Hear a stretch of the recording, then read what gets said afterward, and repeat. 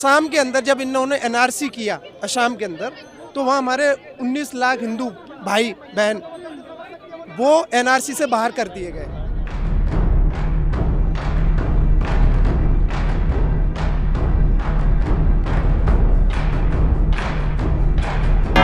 मैं आपको बता देना चाहता हूँ, अगर ये हिंदुओं के प्रति भी जरा सी भी संवेदना होती है इसके लिए, तो असम के अंदर तो वहाँ हमारे 19 लाख हिंदू भाई बहन वो एनआरसी से बाहर कर दिए गए। 19 लाख, और उनमें कोई आम लोग नहीं थे।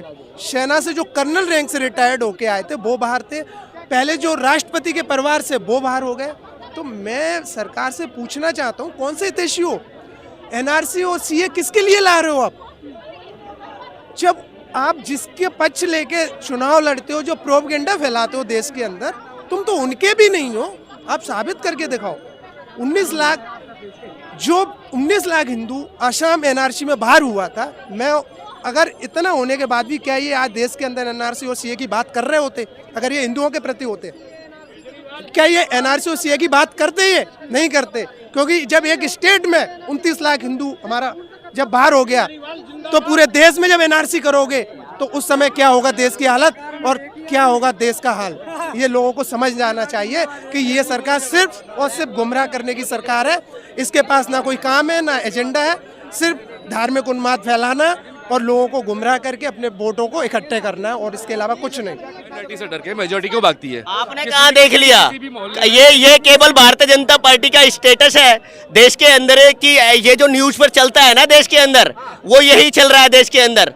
डिवाइड एंड रूल की राजनीति कैसे, वोट बैंक कैसे करेगी बीजेपी प्राप्त? ऐसे न्यूज के अंदर फैलाकर ये दुष्प्रचार करके ऐसे जब ही तो वोट मिलेंगे बीजेपी को। देश के अंदर माइंड के अंदर जो गलत बात पहुंचाई जाएगी इस देश के वोटर के अंदर, वही बात उसी का तो रिजल्ट हासिल करेगी बीजेपी। बीजेपी को वोट कौन देगा? नहीं, बीजेपी को वोट कैसे मिलेगा? बीजेपी को डिवाइड एंड रूल करके बीजेपी सत्ता में आएगी। वो यही तो काम है जो आप यहाँ स्टेटमेंट रख रहे हैं अपनी न्यूज चैनल पर। आपने देखा है वहां जाके क्या हो रहा है, किसके साथ क्या हो रहा है? आपने 2-3 बंदों की न्यूज चैनल जो जाके आप काउंट्स करा रहे हैं, मेरे को तो पता नहीं कहाँ के काउंट्स करा रहे हैं आप, कहाँ का स्टेटस काउंट्स करा रहे हैं। आप बोल रहे हैं आपने देखा धरातल पर वहां क्या हो रहा है, क्या नहीं हो रहा? आपने मणिपुर के अंदर देखा, बीजेपी की सरकार है, भारतीय जनता पार्टी की सरकार है, वहाँ महिलाओं के साथ रेप्स होते हैं, क्या हो रहा है? डबल इंजन की सरकार नहीं है वहाँ मणिपुर के अंदर? बीरेन सिंह मुख्यमंत्री ने भाजपा के क्या कर रहे हैं? सेंटर में मोदी जी प्रधानमंत्री, कैसी बात करें? डिबेट छोड़ के क्यों भाग रहे हैं आप? डिबेट छोड़ के क्यों भाग रहे हैं आप? इनके पास कोई आंसर नहीं है। दिमाग इनका ब्रेन वॉश करने के लिए भारतीय जनता पार्टी एजेंडा लाती है आए दिन। वहाँ लोगों से पूछा क्या हमें लाना है, या उन्होंने उनसे इजाजत नहीं लाना है? तो मसला सारा यही है।